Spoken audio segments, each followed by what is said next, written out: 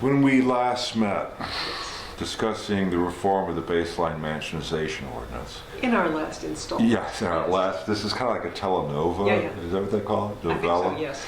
Telenovela. that's it, Telenovela. We were waiting, or I was prodding you as to when something was going to happen. Right. And now it seems like hell's a popping. yeah. Something is happening, that's true. What is happening? Well, we have breaking news. Mm-hmm. The city has now put forth for consideration its draft amendments of the Baseline Mansionization Ordinance. This, of course, started Mm-hmm. with the motion by Councilmember Paul Koretz, bless his heart.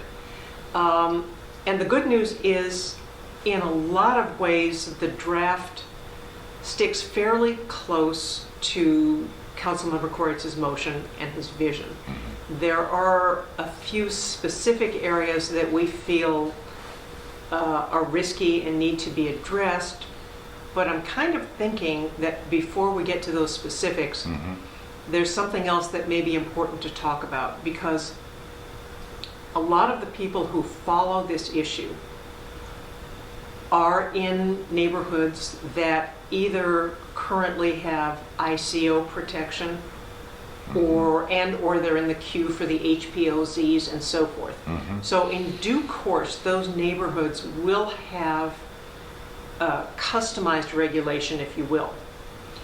And I think there may be a little bit of a tendency to think, well, okay, the BMO is like for everybody else, we won't worry about it too much, let's just concentrate on our ICO, on our HPOZ, whatever. And I believe that's a mistake for a couple of reasons. One of them is the amendments to the BMO are the first item on the city's mansionization agenda. And they will really set the foundation. Mm-hmm. And in, I think, some important ways, they will set the tone. Now, we know from experience in the long campaign for the Beverly Grove RFA that it's very easy to become distracted, and it's very easy to end up, whether intentionally or not, having been divided and conquered. So it's very, very important for people who care about mansionization in their neighborhoods, on their blocks, in the city, whatever, to hang together and to hang tough. There's an analogy that I use, and that is that the Baseline Mansionization Ordinance is like the basic speed limit for the city. So right now, the basic speed limit for the city is about 197. Yeah. You know, it's crazy. True. And the Baseline Mansionization Ordinance amendments will ratchet that down to something livable.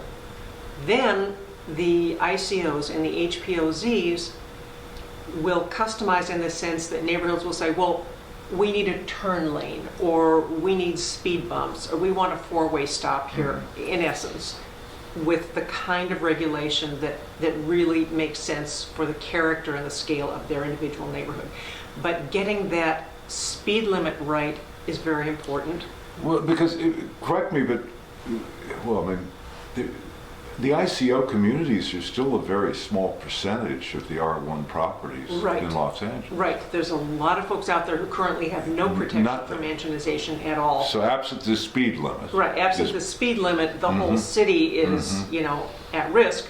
But even if you are in one of those relatively privileged areas, this is something you need to care about.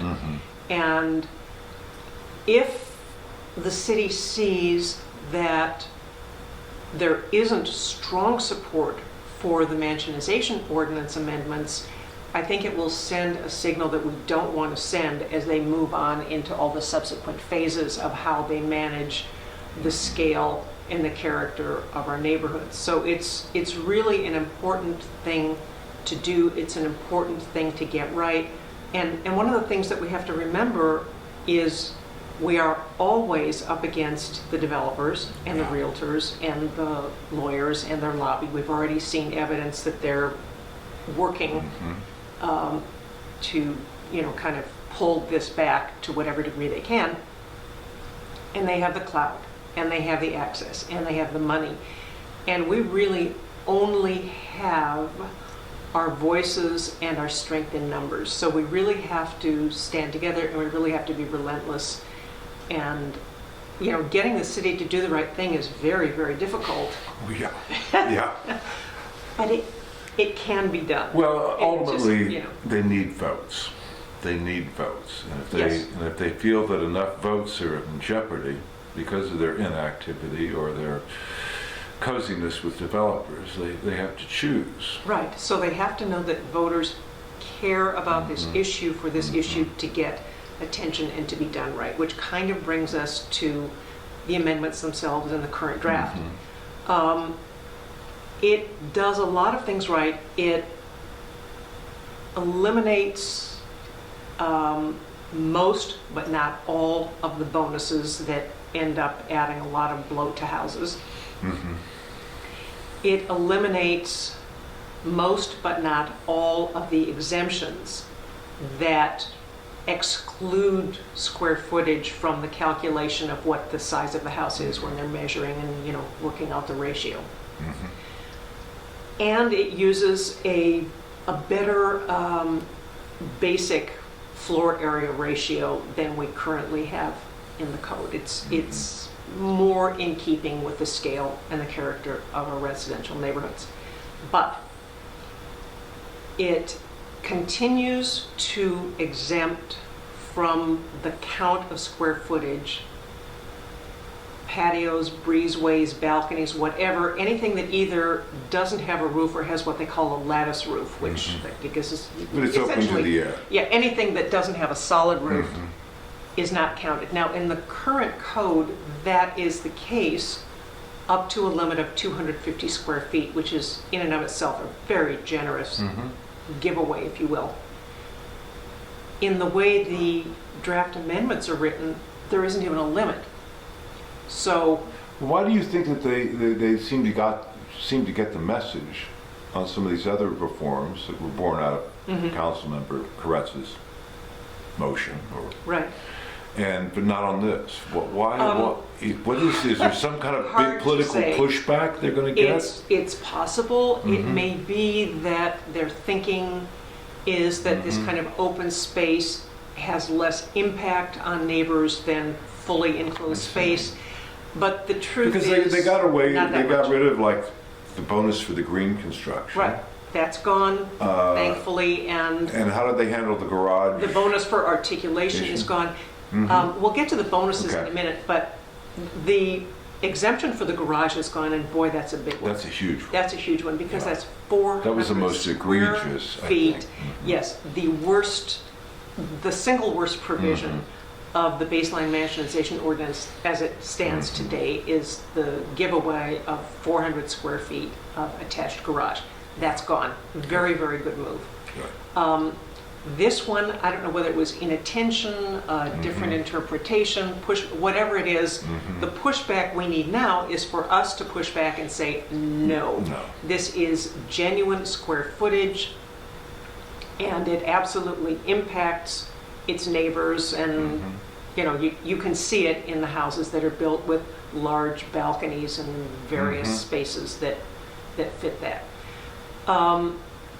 Then there's a sort of a related issue, as it turns out, which has to do with the bonus for what they call proportional stories. That means that the second story has a smaller footprint than the first story. And they have kept that bonus, and they've done one good thing with it, which is the ratio is the second floor can now be only 60% the size of the first floor. Currently, that number is 75%. Now they ratcheted it down to 60%, which was a good move. But it doesn't tightly define what that first floor size actually is. So we're saying take a page from the Beverly Grove RFA. We have a precedent where it says any square footage that is not counted in the FAR calculation cannot be used as your base for calculating how big your second story is. So you have a more clearly defined first story, and potentially a smaller first story, so your 60% is then 60% of a smaller number. Now, the reason I say these are kind of related is if, especially, and I very much hope that we will prevail on the issue with the patios and so forth, but if we don't, you're going to have a first floor that is quite a bit bigger in reality than the actual calculation.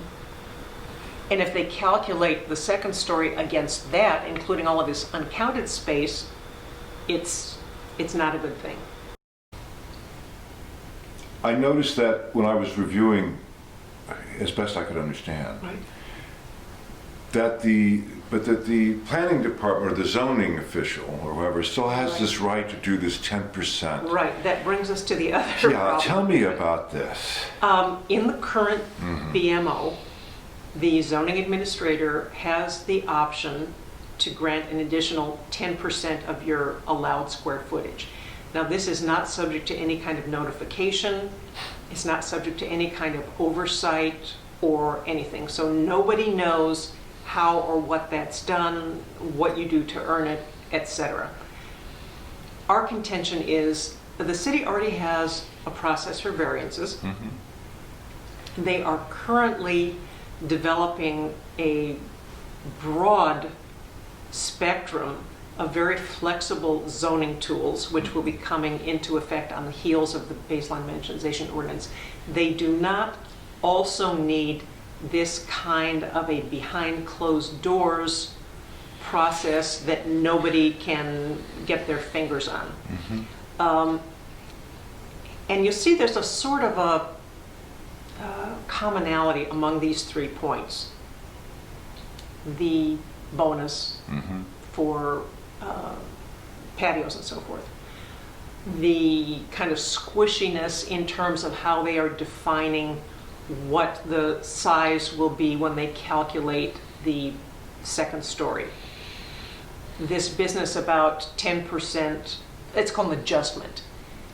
And that is loopholes. When you're dealing with regulation, loopholes can be deadly.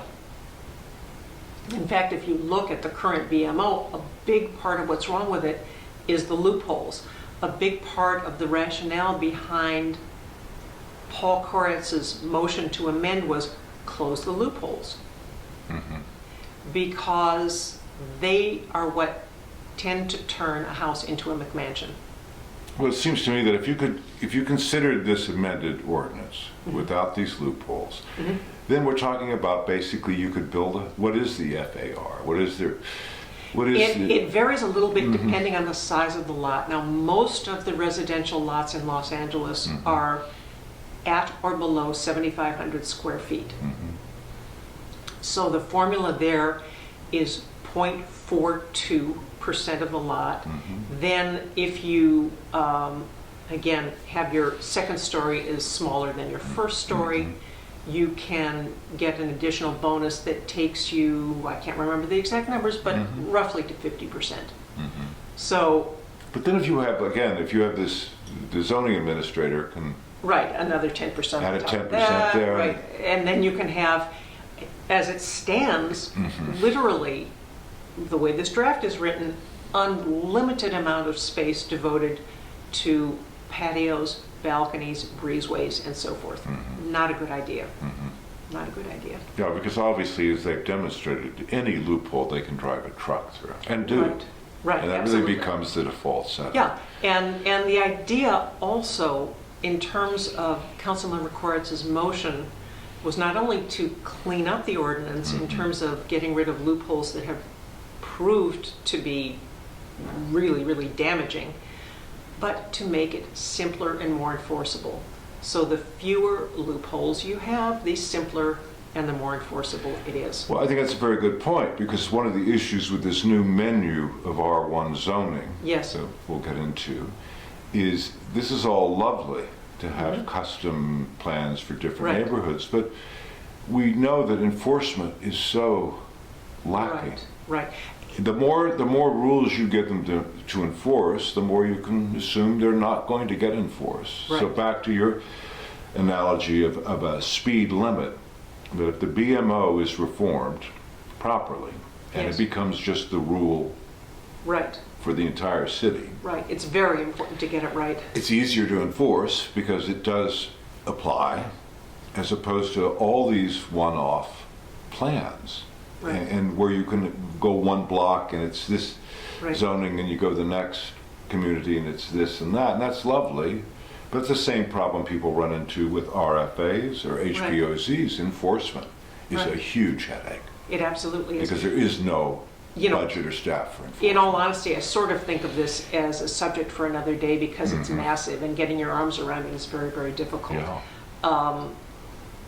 And I don't think it's the ideal approach for the city to take, but it is the approach that they are taking. So at least sort of stage by stage, we need to get it right. And the way this is unfolding, the planning department is aiming to have the amendments to the Baseline Mansionization Ordinance completed sometime next summer. Between now and that completion, there will be public hearings, and there will be environmental review, and there will be legal review, and there will be city planning commission hearings, and there will be hearings at the council's planning land use management. In other words, the committee, sausage-making amendments. part. A lot of the sausage, right. Yeah.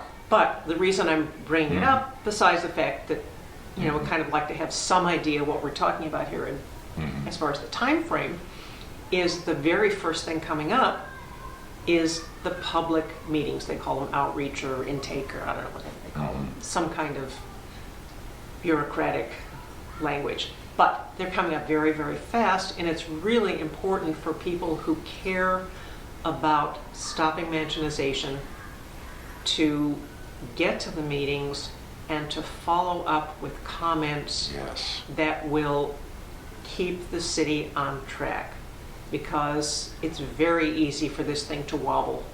That's what happened with the ordinance the first time. It started out in pretty good shape.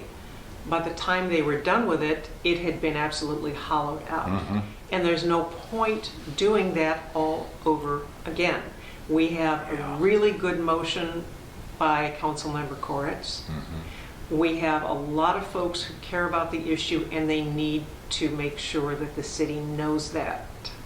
So Time to rally the troops. Time to rally the troops, absolutely. But you make a good point about, I think some communities, those that do have the ICO, or even pending HPOZs, might have a false sense of confidence and not realize that they need to get busy. Need to get busy, need to stay on top of the BMO amendments, as well as what specifically is going to be tailored to their neighborhood. The website No More McMansions in Los Angeles will have details on the meetings. There will be 4 of them in 4 different parts of the city, but the first one is coming up really, well, the first 2 are coming up unbelievably fast, as in December 2nd and December 3rd. Wow. Then the next 2 are, I think, the 15th and 16th. And they're doing them across the city. They will be, the first one actually is in sort of mid-city area, and it's in the district of Council President Herb Wesson. So that's, again, a really compelling reason to be there, because Council President Herb Wesson carries a lot of weight in this city. A lot of weight, but I've noticed that they were seeking, I think, I don't know, maybe they got it or were seeking ICO protection for a number of the neighborhoods, yes. In CD10. So That's obviously there are communities within his district that are somewhat agitated on this topic. Absolutely, absolutely. It's just very important to keep this in front of the people who make decisions in the city, and Councilmember Wesson is certainly one of the heavy hitters. So anybody who lives remotely in the mid-city area has a really good reason to show up there, and the folks who don't have a really good reason to show up as well, because we need to make sure that we kick this off with a strong show of support for meaningful reform. And do you think it's possible, obviously with enough of a turnout or enough support, that then some of these loopholes we were discussing that still exist even in this amended can be corrected? We certainly hope so. Yeah. The idea is to speak to the greatest extent possible with a unified voice, present a unified point of view. And on the website, the No More McMansions in Los Angeles website, we have got, sample messages for emails. We have Good. sample talking points. We have a table that lays out what the current provisions are of the Baseline Mansionization Ordinance, what some of the changes are in the draft. I saw you had like columns where you could really easily track. And in the last column, kind of what is our position on this. Yeah, So because it's such a complicated. it is a little complicated, yeah. You would know it does. I always start to feel like a stroke victim because you get into all these formulas and exemptions, and most of us just live. We don't think in terms of floor area ratios. Right, and most of us don't think in terms of ratios. Let's face it. I know. That's a whole other thing. Not I have to monstrosity. stop and think, wait a minute, which is the numerator and which is the I know. denominator? I know. But this is stuff that has such an extraordinary impact on communities and on people. It does. So you might not understand all the math and these wackadoodle formulas, Right. but one of these McMansions goes up next door to you. That's You get it then. Then you get it, Yeah. and then it's too late. Right, and I mean, I think sort of a corollary to that is a lot of people are like, ugh, politics. Yeah. And believe me, I agree. Ugh. Yeah. Yeah. Having done this for a long time has not made it more fun and more appealing, but it has made it clear to me that there really is only one way to make a difference, and it is not by complaining to yourself or to your spouse.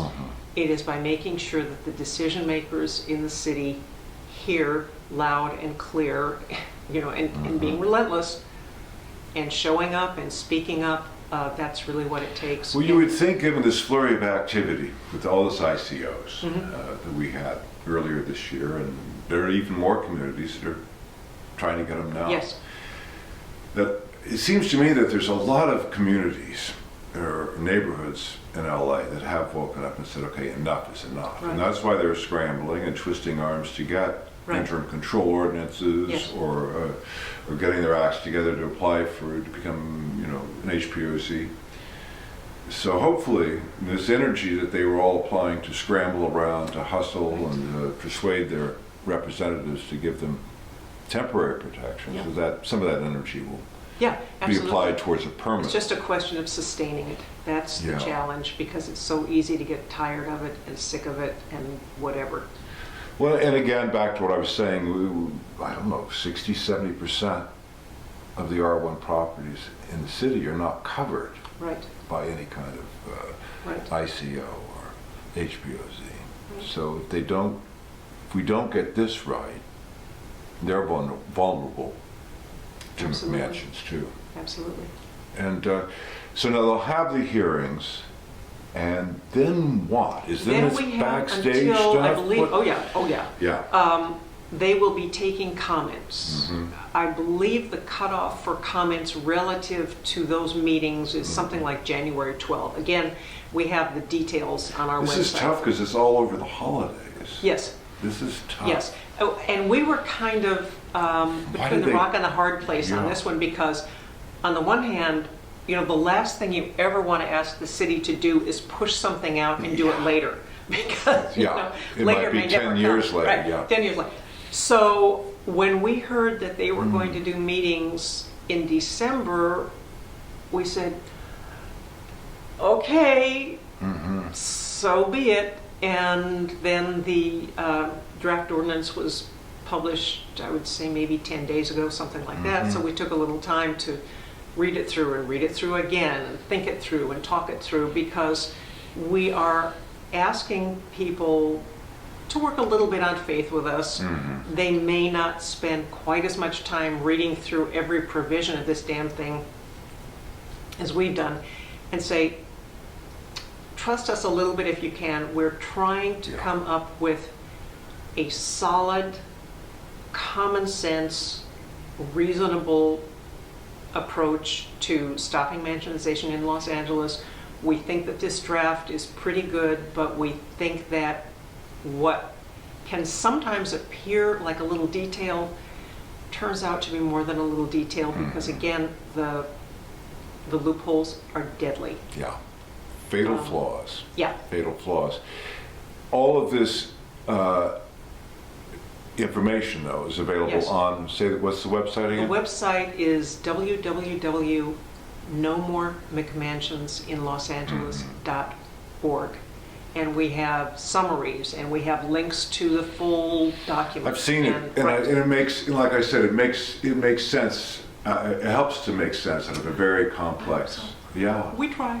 No, the columns. When you can see it broken down like that, it does help to make more sense. When you say comments are closed, that means written comments, so that you can go to these meetings and Right. speak or not speak. Presumably. I don't know exactly how they'll structure them. Usually meetings like this, they'll start with a few stations where you can kind of go up and get a little bit of an overview of what they're proposing, maybe have kind of a casual back and forth with some of the planning people, and then they will often have a little bit more formal presentation and take questions and so forth. But the important thing, in addition to getting a feel for it and having enough people there that they understand, yes, people do really care about this issue, is then to follow up for the record to say, ideally, nice start, let's fix this point, and this point, and then we've got something that really does the job. Now, it seems to me what's also complicating everything is the fact that they are coming out with these different options for R1 zoning. It seems like it's happening concurrently. Well, the development is more or less concurrent. Right. Those zones will be... But those are only, it gets very confusing. It gets very confusing. Very confusing. They will follow by probably 6 months in the best case. And the way it's actually going to Good. work is, this is complicated, the neighborhoods that already have the ICOs will have the first shot at selecting from this menu of zoning options. The rest of the city, which as you have pointed out is most of the city, won't even get that until their community plans are updated, which is a very long fuse. And who knows when that's going to happen. This is So a that's back very to long your fuse. thing about the BMO then, Get really it is. done and get Yeah. it done right, and ideally get it done on time. Now, at this point, they have burned time kind of thinking about this that is unfortunate, but there it is. They have now started action, so let's kind of stick with the positive, stay on top of it, and don't be distracted by these other things right Right. now, because yes, they can and might and maybe will happen. right. But what is up in front of us right now is Right. BMO. Now, the BMO amendments, again, they're aiming to have them adopted by the City Council sometime in late summer. The ICOs don't expire until, I believe, March of the following year. 2017. So even for those neighborhoods that have protection, they may be looking at an interval where they would be happy to have a strong, well-crafted baseline mansionization ordinance, no matter what else happens. But again, that will set the basic speed limit for the city, and what they end up doing in their neighborhoods will kind of take off from there. So then what you're going to be doing in terms of trying to make this happen is Yes. you'll be conferring and assessing after all these public hearings to get a feel, Right, to try to get a sense of what effect has been created on City Hall right. and what willingness you're seeing from them to maybe correct some of these Right, loopholes, and then you strategize from there. right. So we may be back in these same two chairs. I think we will be. I think it's going to be, I think we'll be renewed for many seasons between one thing or another. Yeah, Okay, well, I think this works as an update for now. Good. So I'm probably sure I'll see you shortly. all right. And what can I say? My last word on the subject is speak up and show up. Good deal. We'll get the word Okay. out. Thank you, Shelley. Thank you.